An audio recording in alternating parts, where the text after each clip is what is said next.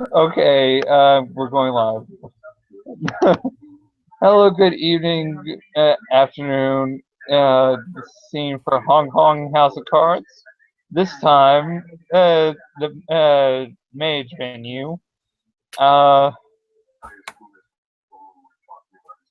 Stiles is heading over to the Emerald Mother after a very vigorous uh, training session at the Akashic Temple.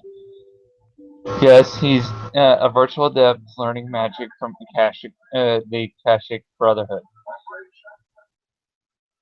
I Don't think judge no me. worse of you, I think no worse of you for doing that than I would for you working with the Hermetics or any other. I'm not helping my case any. uh, Continue. and he is probably going to cross. He's going to head over to the Emerald Mother and cross paths with the resident ex-technocrat of the city. And we're going to start the scene with the Styles at the Emerald Mother, so Dimietrie can walk in and have the usual reaction from the Fae. Actually, no. He's not there at the moment. Okay. Instead, roughly around the time Stiles arrives, he's going to get a message on his phone. It's from an unknown number. Gee, that doesn't happen too often. Yeah, he's a little bit worried about that, but It says, Stiles, this is Dimietrie. Give me a call back. he will call him back. If you attempt to dial back the number, it will work. So you should be fine. Okay. Uh, go. Do you realize you could have just left me your phone number, or actually your assuming familiar dropped me your phone number when he reached me. Either one is possible. uh, In any case, assuming you call him. yes. He's going to tell you Stiles. that too. That's fine. Stiles. Hope you're not too busy. No, I just got done with class over with the Akashiana. What's up? Oh, the monks. Yes. Well, we've managed to get ourselves a little bit set up here. I thought being one of the only, you're one of the only people in the House of Pentacles who would have some grasp of what we're working on. I thought it might be polite to invite you as a colleague to come take a look. You might have some input. All right, sure. All right. What's sure what's the address? Though. Try not to be, anything but discreet. Don't I always? I wouldn't know. And he gives you an address. It's a warehouse. It's actually, I don't know if Stiles would be familiar with this, but there was an incident some time ago in the city with a warehouse and I guess either some golems or something. There was a warehouse that got torn apart, destroyed. Does it ring any bells? That could be the Infernalist. Infernalist during the Infernalist thought. That could be anybody, but if it was golems, it was probably I'm blaming Charles's knocker. But anyways, in any case, I don't know if your character would be familiar. I'd have to ask him right anyways. But suffice to say, this place was torn down. It's been recently rebuilt. Okay. So it's much newer and shinier. All right. If you arrive, the place doesn't have a sign out front or anything else. It's just a warehouse. There's one entrance, one decent-sized cargo door, and where they obviously could offload things from a truck. And there's a regular-sized entrance. There's no one. There's no one outside that you can see. Okay, he's going to probably hurt his brain, but he's going to do a trick that helped him greatly when he went and visited an old friend's sanctum after he died. Because, well, What's you the are trick? you are an ex technocrat. Basically, he does a correspondence site with life site Correspondence with what? life. Site? Life site. So you're trying to see what life signs there are in the building? Yeah. Okay. And it Uh, looks like you got probably 3 successes with that. yeah, I might have the entire area, not just the building. Well, we haven't. Before too long, we're going to be establishing some kind of subtle wards, but we haven't gotten to Yeah. that point yet. So if you're actually scanning it, you're going to notice there are 1, 2, 3, 4, 6, possibly 7 human life signs, 1 animal, plus whatever vermin you might normally expect to find in a warehouse, but probably fewer of that than you normally find. Right. And 5 life signs, which are roughly as strong as humans, but don't quite feel right. And those 5 are all arrayed around the center of the warehouse, like almost in a perfect pentagram design. Whereas the others are scattered about doing things, moving about, etc., etc. Except for the animal, which is in one small location. Yeah. What's the animal? It doesn't feel unnatural or anything. I don't know how much you'd be able to get from life sight, but it's like smaller than a dog, maybe like a house cat or something. Okay, so he's probably thinking the physical body of the familiar, but he's not placing any bets on that. But that's what you're detecting, though. It's not moving or anything, though. Yeah. It feels to your life sight. It's just going to feel like it's roughly the same life force as a house cat, maybe. Maybe. Yeah, and it's not moving around. Yeah. So it's probably lazy. Yeah. He's going to come walking in and deactivate his combo sight. And, well, before he deactivates his combo sight, go straight to Dimitri's life sign. Well, I'm going to take that and you try to enter the building. Yes. Okay. Yes. The door is locked, but assuming you try the handle or knock or something, there's a little, like a pane, like a little sliding view slot. Yeah. Someone you don't recognize, or at least you probably wouldn't recognize him. You might have seen him for all of 3 seconds on Night at the Harbor.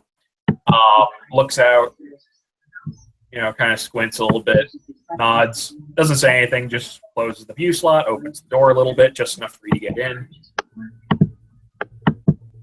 And as soon as you're in, closes it, locks it behind you. Yeah. It's one of 3 guards.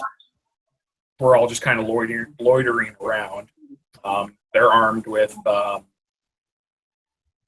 honestly, they're armed with what look like assault rifles, which is what they were armed with the other night. Decent quality. And, they're at ease now, but obviously when they heard a knock, they were all, Yeah. Since I'm in the room with these guys and I have not actually had a chance to deactivate the sites yet. Okay, overall general health condition of these people? Perfectly fine. Oh, one of them's got a cold, maybe. Normal shit. Yeah. He'll go over and pass the dude one of Arthur's blunts and say, "Smoke it. Don't ask questions. Just do it." And goes straight to Dimitri's life sign. He just kind of looks the blunt and puts it on puts it like as if it's like a live grenade. Just like puts it very carefully on a counter Just like kind of looks at it and steps a foot or so away from it. Like he doesn't know what the fuck you just gave him. He's just like, okay. He's not gonna ask questions. He's just not gonna use it. Not yet, anyways.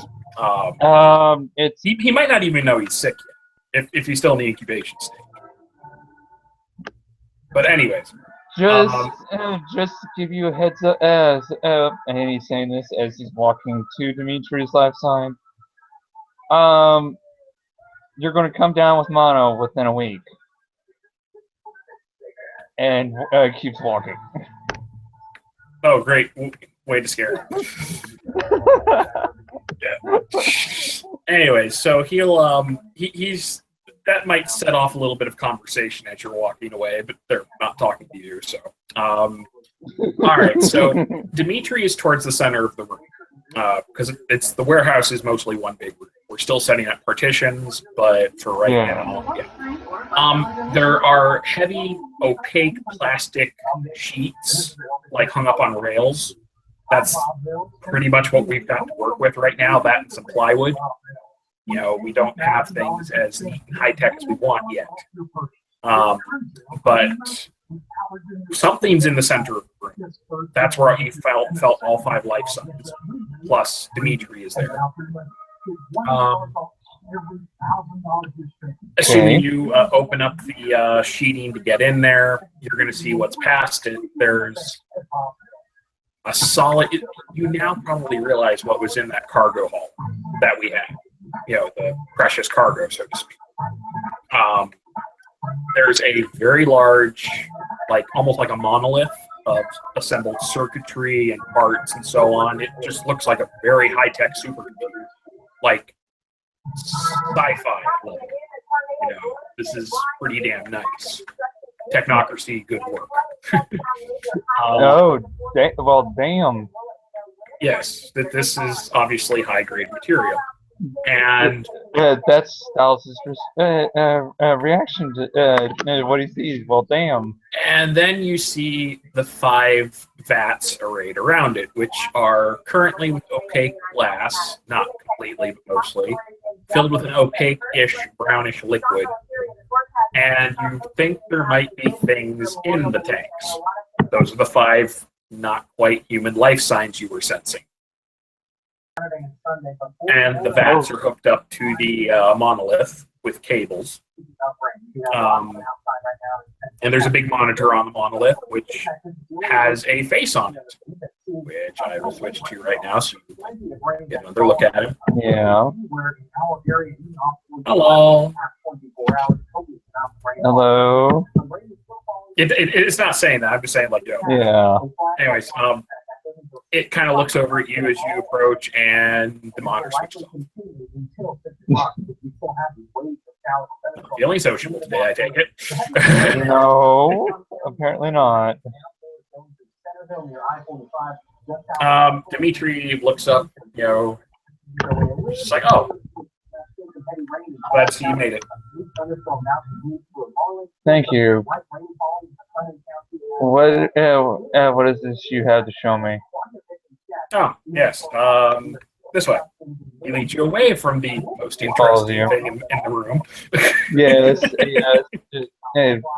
It's so sitting there in the back of his ADHD riddled mind, taunting him, but he follows you. Yeah, obviously this wasn't what he came to show you. He takes you over towards the house cat-esque life sign you had sensed. There's another smaller vat. This one's not opaque. It's got something hanging in it.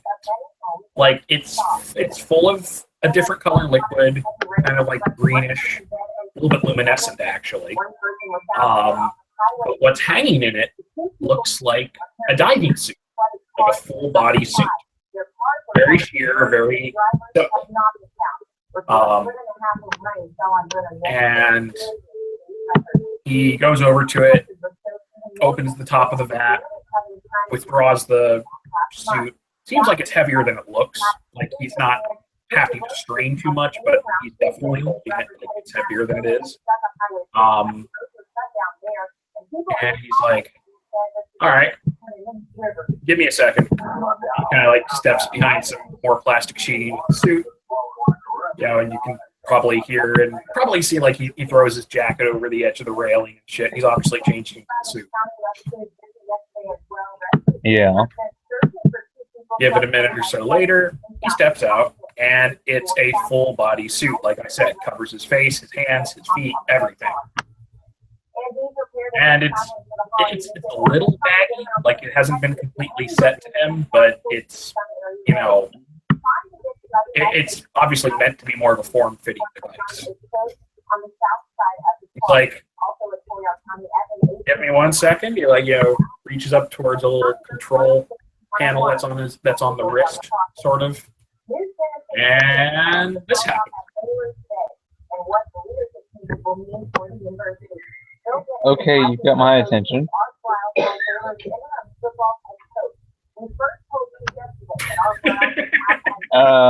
Yeah, you got my attention. Yeah. Play biohypertech? Yeah, yes. Essentially, here's the thing. You can hear him while he's doing this. He's I mean, if you know exactly where to look, you can kind of see the ripple where he is, and when he moves, you can kind of see that he's moving. But this is pretty hard to keep track of. If you didn't know this guy was in a room, good luck finding him. I mean, with your senses, you could probably do it, but normal people don't have that advantage. Yeah, and he's already brought up all the sites just to keep an eye on you. Yeah, well, live time and correspondence and spirits. All you need was life. You can still sense him and the suit. It's not hiding itself on that spectrum. Okay. Like, this is the little something we developed recently. Think it might prove useful? Very. It looks like a variation on the Myrmidon suits. Nothing so high tech. Nothing so bulky. And the good news is this actually will hold up to sleeper scrutiny, though I don't recommend showing it to them too often. It won't generate any anomalous effects. In other words, no paradox. Yeah, obviously. Well, that's a good thing, considering how high the paradoxical effects are in the city. If you actually follow the stories of Arthur's adventures in the city. The last one gave him his current makeover. Well, there's a moment of hesitation, then the suit deactivates. You just see it kind of like shimmering back. No, more like a ripple effect. Yeah, it's more like shifts color. He kind of nods. He's like, "This is a prototype. There are limitations which we could eventually work with, but for right now, it's the only suit we have. We're going to keep it to work on it. But it's we could make more of these if needed. There's no reason why we couldn't." It will. Sorry, go ahead. I was just going to say it will find a use if you do be able to get this into production. Oh, I'm sure. There's but obviously I wouldn't want this to be spread around too much yet. Right now, the only people in the city who are aware of it would be yourself, my personnel here, and one other. So, might want to keep it to yourself. But I thought you might appreciate seeing what we're working on. Might give you some ideas for devices that could go with it. Any sort of technology that could be integrated with it, perhaps. Yep. I'd have to give me some time. I can think of some things you can integrate with it. But it's actually Are you at? Sorry, go ahead. oh, it's very, very intriguing. How'd you come up with it? Not giving away any trade secrets. It's just a little bit of genetic manipulation. The suit is alive, if you were able to tell. It needs a very specific environment to live in. If I were to take it out of the suit, and if I were to take it out of this vat for too long, it would die, and then I would have to make a new one. But it can last for perhaps 8 hours at most. If it gets damaged, however, it doesn't have any natural healing function, so I would have to most likely repair it myself. That part would be the awkward thing, considering the hodgepodge of nightwalkers that can attack the very life pattern of a person, or in this case, entity. True, but I'd imagine if they waste their time attacking the suit instead of you, that gives you at least a momentary advantage. Right. Besides, this suit, it has its advantages. Other than the obvious ones, I'm assuming. Well, while it won't hold up to any more pressing scrutiny, such as by people with advanced sensors, there are ways to create baffles for those devices. So keeping it subtle is another issue. You can mount a sensor jammer onto almost anything, but people will typically realize when they're being jammed, and that will make them more wary. Right. So far, I've been honing my skills to get around mundane video surveillance. Which is what this would be most used for. That and getting past people. Yeah. But I would say if you're planning on getting past anything else, you would likely need some other skill on top of this. Obviously. I don't have I don't have any stealth skills right now. I'm going to be going into a seeking that the traditions call call it seekings here soon. That's a. Make sure I actually have heard of it. You have some research data.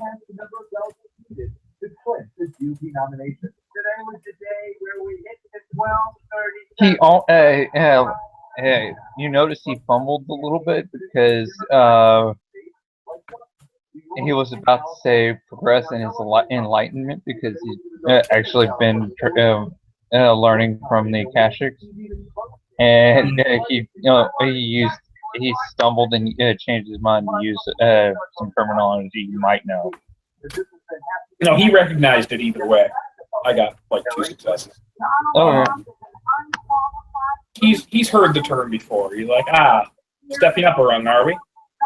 Yep. Well, good luck.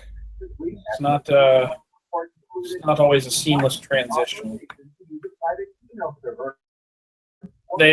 course, it should be obvious from the way he's saying it. It's not something he does. The technocracy have their own way of dealing with advances in enlightenment. But yep, for them, it's a lot easier, actually. Yeah, just basically commune with your node and boom. Practically. In any case, he steps back behind the curtains, switches back into his other outfit, and he's just like steps out, and he's like kind of wincing a little bit. Like, I will say this though, it's not the It's not the most pleasant sensation being in that suit. Makes me feel like I need a shower. Well, considering you pretty much are inside another life form, I wouldn't imagine that'd be a pleasant experience. One could get used to it, though. It's a little bit warm. In the winter, it'd actually probably be it'd be better than wearing normal clothing. I just hope you don't try and think about creating the Queen of Blades from StarCraft anytime soon. No, not as far as I'm aware. I've played the game, but I don't think that's a little bit beyond me at the moment. Okay, because that's like, oh, yeah. Although I'm quite partial to if you even think about bringing one of those into the real world, I would be partial to be hanging out with Zeratul. Psionics are a questionable field at times, and the technology used in those video games is very inconsistent, but you never know. Yeah. In any case, well, as I was saying, the main purpose for me bringing you here was to show you this and see if you might eventually come up with any ideas for additions to the suit. If you ever came up with a way to make it less obvious to various sensors, that would be handy. Because right now, anything from thermal imaging to infrared, well, no, possibly not infrared, but thermal imaging, any type of sensor for life signs, that sort of thing. basically Anything. Okay, basically try and see if it. Well, since it was created by Techno Magic, conceivably could awaken. But then again, that's a stretch. It kind of raises an eyebrow.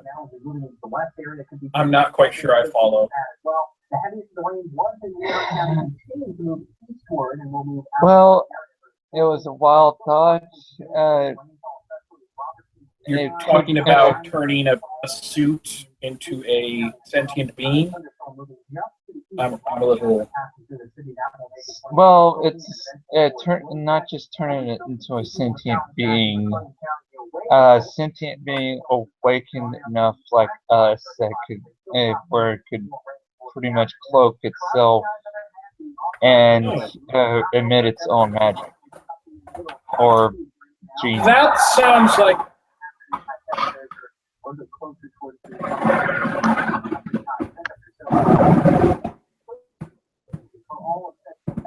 What are you doing over there? I live next to an airfield. Sorry. Okay. That's a military jet engine. We get them several times a day. Okay. I don't think giving it the ability to do things on its own like that would be a good idea. Let alone making it sentient. But I'm sure there are alternatives. Yeah, it's conceivable, but also, if you do think about making it sentient, it could be served as a familiar to, well, say, a full mage that could be wearing it.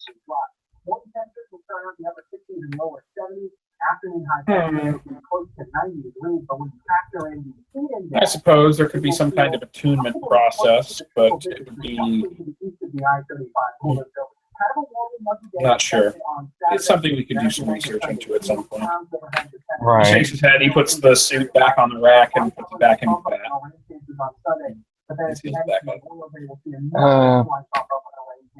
Possibly try and work in some life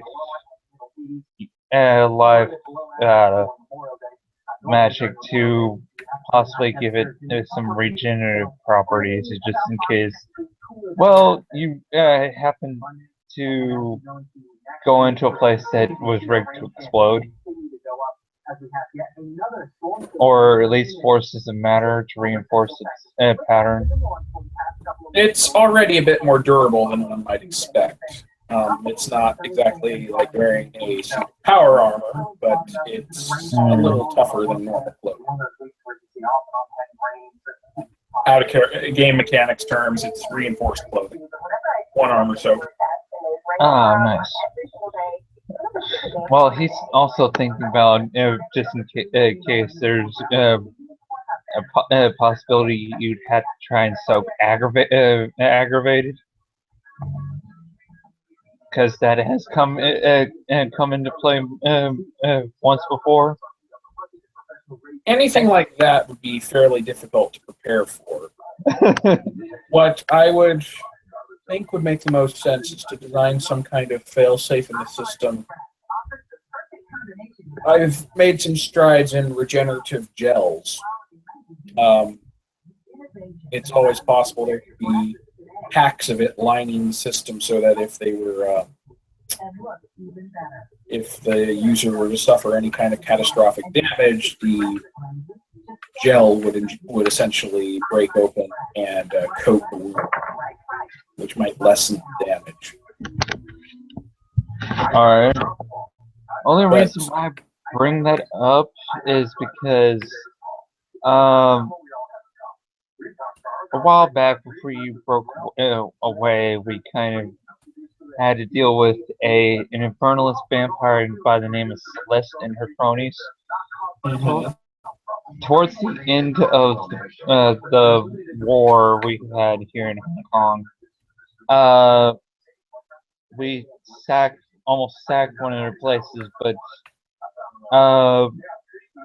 needless to say, we didn't get too far into to it and do anything of importance, because she came into the battle basically intervening on her cronies' behalf we were fighting with, and blasted everybody with hellfire. Charming. Yeah, and considering I took a good considerable amount of it to everywhere, it believe me when I say there are entities around that could attack someone's life pattern.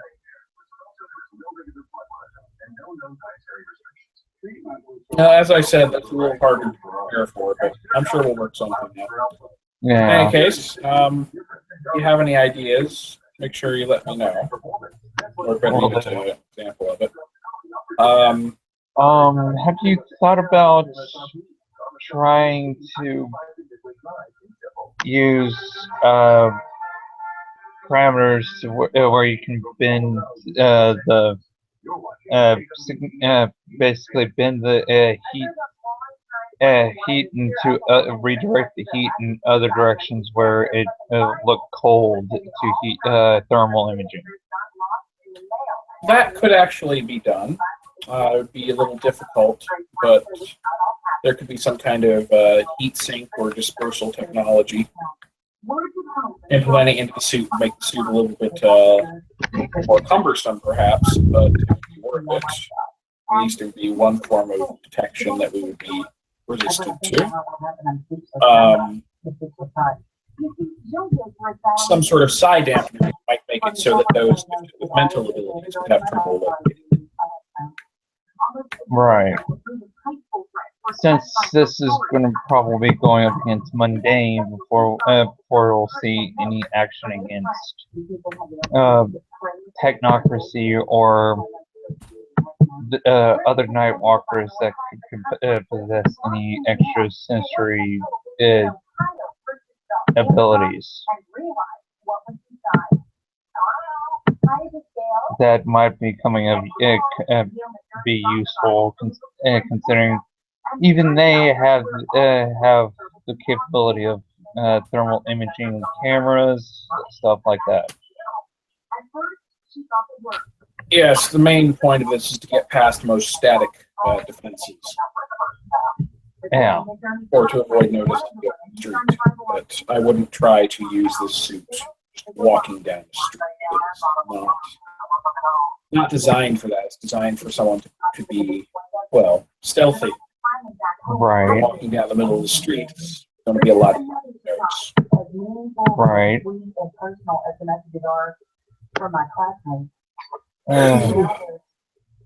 I'll between my own projects, I'll see about thinking. I'll see what I can think of about any more other enhancements that might come of use to integrate into that suit. By all means. With that, he kind of, in the interest of not keeping it going too long, because I do have. Yeah. Suffice to say, there are things going on over here. In case you didn't hear it going on in the background. Yeah, I heard it. Suffice to say, chit chat for a few more minutes, and then probably head out. He's even trying to get Cabal to be talking to him right now. Cabal does not seem to be sociable at the moment. Stiles will just say on his way out, "You know where my cell phone is," to Cabal.